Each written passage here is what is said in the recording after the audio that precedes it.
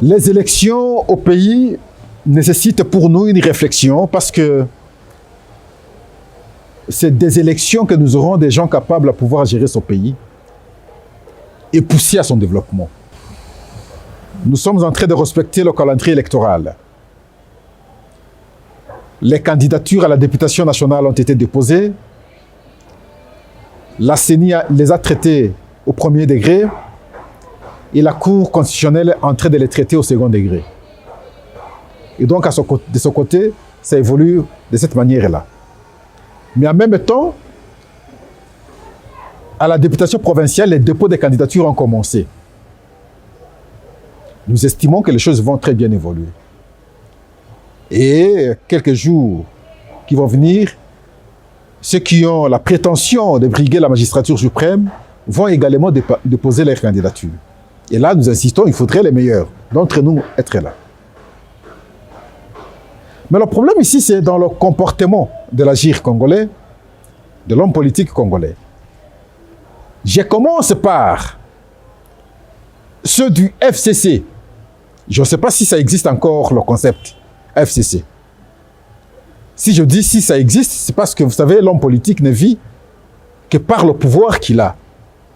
Mais dans le cas d'espèce, visiblement, on ne sent plus que ce soit sur les actes politiques qu'un homme politique peut poser, que ce soit sur la protection ou la recherche du pouvoir. Et visiblement, j'ai l'impression que le FCC a disparu, sinon en train de disparaître absolument.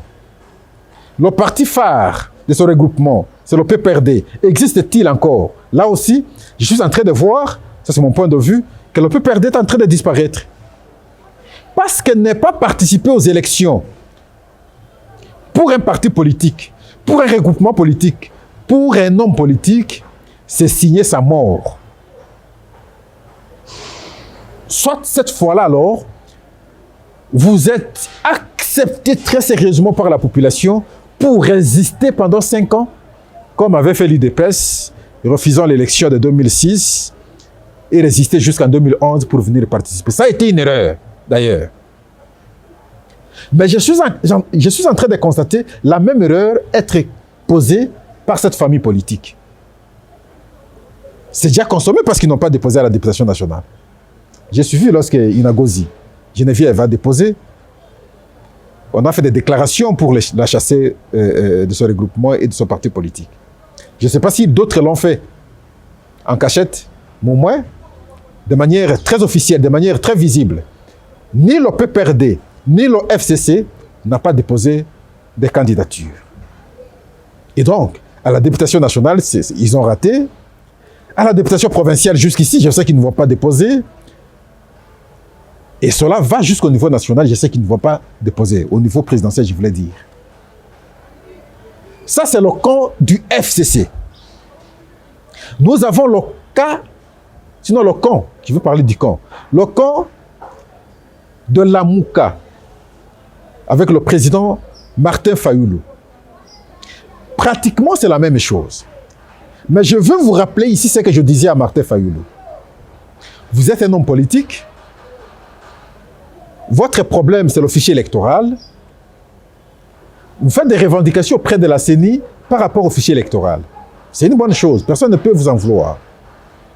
Mais c'est mieux de déposer les candidatures en même temps et faire des revendications en continu. Parce que ne pas déposer les candidatures et continuer à faire des revendications pour checker le fichier électoral, c'est une erreur politique. Ça, c'est le point de vue de Pascal Ouondji. Pourquoi? Parce que si vous ne déposez pas les candidatures et que demain, avec la CENI, vous vous entendiez sur l'audit du fichier électoral, vous aurez perdu le temps des dépôts. Parce que le temps des dépôts tient compte des espaces donnés par le calendrier. C'est mieux de déposer d'abord les candidatures et continuer à discuter. Peut-être que vous allez vous entendre avec la CENI. Mais ne pas déposer, c'est mal faire les choses. Ils ont cru que ne pas déposer, c'était une bonne chose. Aujourd'hui, ils sont rattrapés. Ils n'ont pas déposé et le délai est passé. Le délai de dépôt est passé. Le délai de traitement au niveau de la CENI est passé. Le délai est maintenant en train d'être... Les dossiers sont en train d'être traités par la Cour constitutionnelle et bientôt, on va rendre officielle la liste des députés, des candidats députés nationaux. Et là, la Mouka et les idées ont manqué le train. Ce qui reste maintenant, c'est la députation provinciale. Je me pose la question, à partir du moment où ce qu'ils ont revendiqué pour justifier leur refus de dépôt des candidatures au niveau national, ils ne l'ont pas obtenu. Comment ils vont cette fois-là déposer les candidatures au niveau provincial? Donc, de mon point de vue, j'estime qu'ils ne vont pas déposer au niveau provincial du fait qu'ils n'ont pas déposé au niveau national parce que les réclamations n'ont pas été répondues positivement. Là aussi, je dis, c'est une erreur grave. L'instance qui va rester, c'est l'instance présidentielle. Et j'ai suivi le président Martin Fayoulou dire que lui va déposer sa candidature au niveau provincial. Il ne va pas faciliter ces gens comme ça. Il ne va pas cautionner que ces gens aient le pouvoir très facilement. Waouh! Mais comment ne pas penser aux autres députés nationaux, aux députés provinciaux, et vous pensez que le pouvoir, c'est seulement au niveau présidentiel? Pour vous, c'est bon, pour les autres, c'est mauvais. Je ne sais pas, c'est à chacun de pouvoir apprécier. Mais même si vous allez à l'élection présidentielle et que vous gagnez maintenant la présidence, mais vous n'aurez aucun député. Ce sera encore très compliqué, pire que ce qu'on a connu ici. Aucun. Même si on peut dire que c'est le pouvoir présidentiel qui influe sur le reste. Non. À toute proportion gardée, il faut un seuil. Mais lorsque c'est vide, c'est zéro, il est difficile de rechercher l'équilibre. Difficile de rechercher l'équilibre. Ça, c'est mon point de vue. Le point de vue de Pascal Ouandji. Il n'a pas déposé. Son temps est passé. On ne va pas déposer au niveau provincial. Son temps va passer. Nous irons au niveau présidentiel. Et finalement, c'est l'organisation des élections. Ne rêvons pas. De mon point de vue, je pense que ça devient irréversible à ce stade de ne pas avoir les élections. Je vous avais défini la fois passée. J'avais réfléchi avec vous la notion de l'inclusivité. Lorsqu'on parle de l'inclusivité, qu'est-ce que cela voudrait dire? Est-ce que c'est la participation de tous obligatoirement? Est-ce que c'est la participation de tous relativement? On ne peut pas vous prendre de force pour aller participer. On va laisser votre liberté avec le souhait que tout le monde soit là. C'est cela l'inclusivité. Mais lorsque c'est un refus délibéré, un refus conséquent, personnel, voulu, mais on ne peut pas parler de l'inclusivité. Même si les raisons que vous évoquez peuvent sembler être vraies, mais ce n'est pas l'absolu parce qu'il y a une institution que nous avons estimée qu'elle doit arbitrer nos postures, notre temps, la Constitution, pour qu'on ait les élections. Dans la Constitution, il y a des dispositions intangibles qu'on ne peut pas toucher. Entre autres, ici, l'article 220, qui délimite les temps des mandats. Le temps des mandats plutôt, doivent être respectés. Nous ne pouvons pas vouloir réitérer les mauvais exemples de 2016, où on a manqué l'élection en 2016, nous sommes allés en 2018, et nous savons le genre de débat que nous avons engagé au pays, en rapport avec l'article 70. Le chef de l'État reste en fonction jusqu'à l'installation du nouveau élu. Ah oui, mais on a interprété la Constitution de la manière que nous avons tous critiqué. Mais nous ne pouvons pas réitérer les mauvais exemples. Le mandat, c'est 5 ans. Une fois renouvelable. C'est 5 ans. Et donc, parce que le mandat, c'est 5 ans, les élections doivent être organisées à la fin de cette année pour respecter cet esprit de la Constitution dans sa disposition de l'article 220. Quel est l'agenda de ceux qui, de manière délibérée, n'ont pas voulu déposer la candidature? Quel agenda? Pensez-vous renverser le pouvoir par la force? Ça n'a jamais été facile. Allez-vous vous assumez tout en acceptant ce qui vous est arrivé par votre propre volonté, alors comme tout politique, c'est mieux d'assumer. Vous assumez, vous allez jusqu'à la fin. Alors maintenant, je suis en train de voir, je vois maintenant ceux qui sont allés déposer les candidatures. Parce qu'ici, carrément, je comprends que Martin Fayulu, président Martin Fayulu, a été dribblé. Beaucoup, ceux qui n'étaient plus acceptés par l'opinion, repartaient chez lui pour avoir le crédit. Entre autres ici, Augustin Matata Ponyo, qui pouvait croire, nous? Parce qu'Augustin Matata Ponyo, c'est Joseph Kabila. Dans les conditions que tous nous connaissons. Le dossier Boukangalonzo était là, mais pour avoir un peu de crédit à l'opinion, il fallait aller auprès de Martin. Pour bénéficier de la sympathie de la population, il fallait aller auprès de Martin. Et Martin a cru à eux. Il les a intégrés, il les a acceptés. Et voilà aujourd'hui pour le dépôt des candidatures. Et on a déjà déposé, mais Martin n'a pas déposé. On l'a dribblé. Il a dribblé finalement. Autant Moïse Katumbi. Un moment, ils se séparent. Un moment, ils s'entendent. Un moment, ils se séparent. Un moment, ils s'entendent. Et voilà, Moïse a déposé. Martin Fayulu n'a pas déposé. Au niveau de la députation nationale. Vous allez vous rappeler, je vous parlais pas longtemps ici, du leadership phénoménal en politique. Comment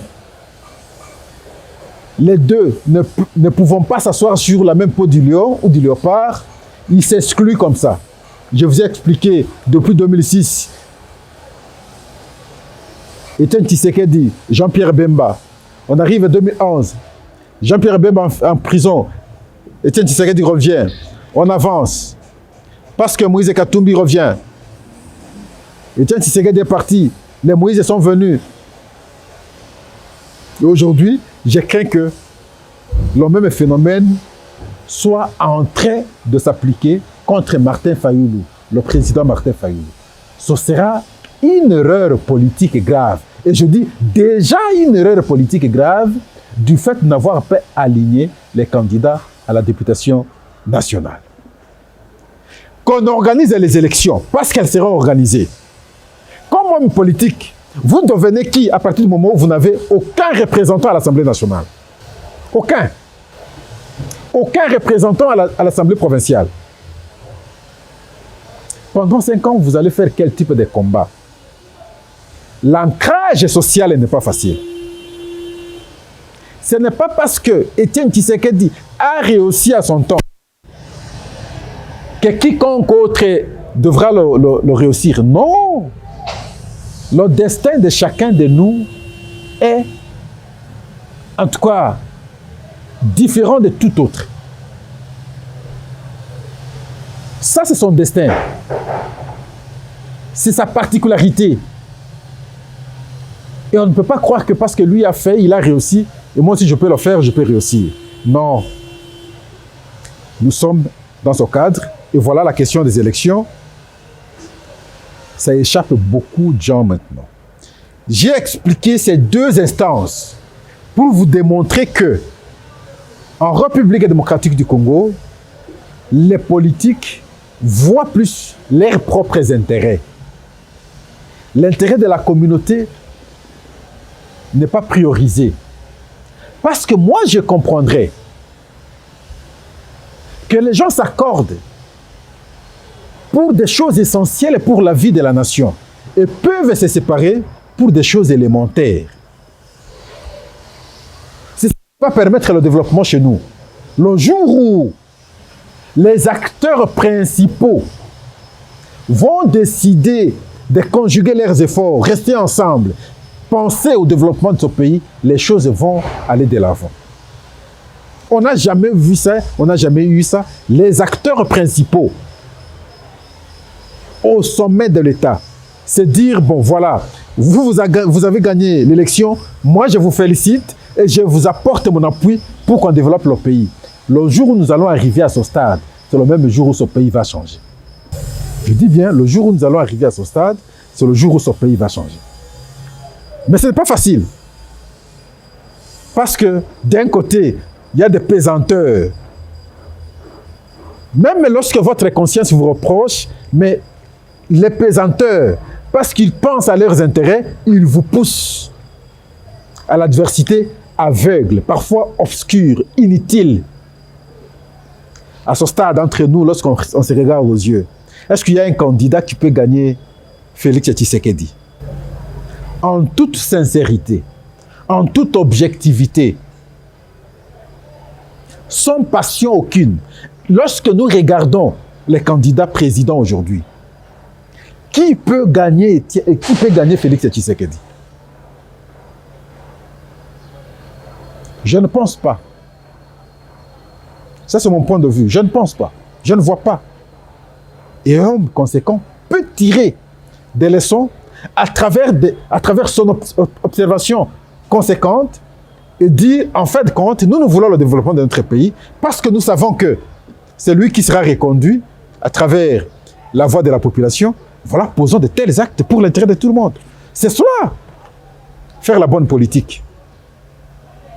Mais dans cette ambiance où chacun veut d'abord faire valoir ses égos, alors il est difficile. Nous allons connaître des moments difficiles. Parfois, le développement sera difficile. Tout coule. Tout passe, rien ne demeure. Merci. À la prochaine.